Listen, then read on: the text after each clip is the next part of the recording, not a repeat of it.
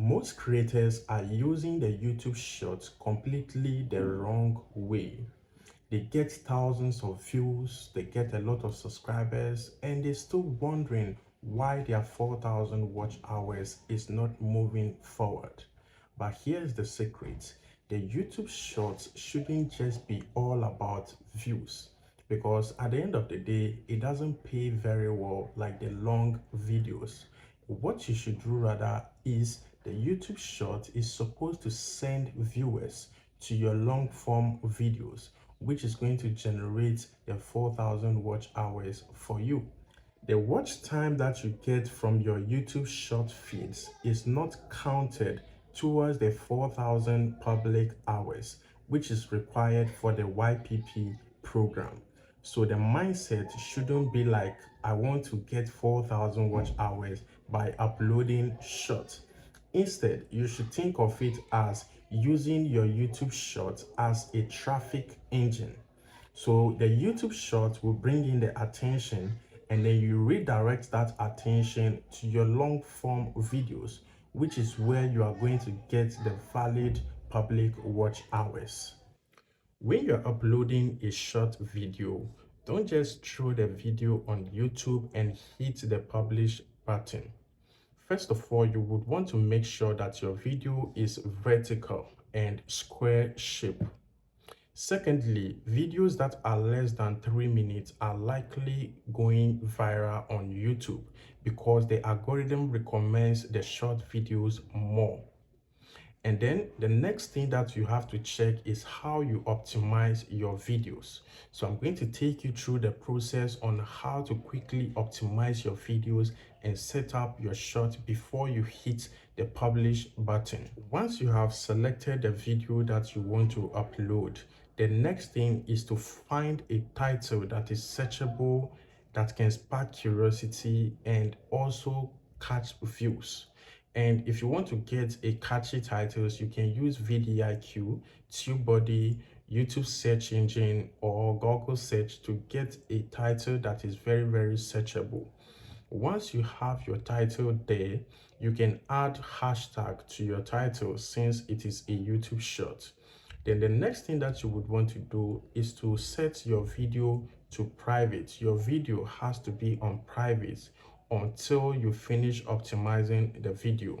Okay, then we go back, then we have to select the audience.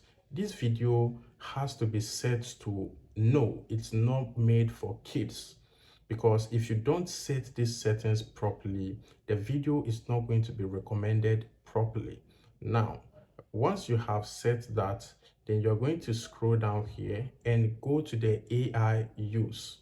You click on the AI use, then you set this video to no, it is not made by AI. Then after doing that, you add your descriptions, you add your relevant tags to the video. Then we move on to the final step. Now, the final step is here. When you scroll down, you are going to see where it says related video. When you click on that, it is going to redirect you to the list of the videos that you have uploaded on your channel so far. I'm just using this channel as example to show you how to set this up.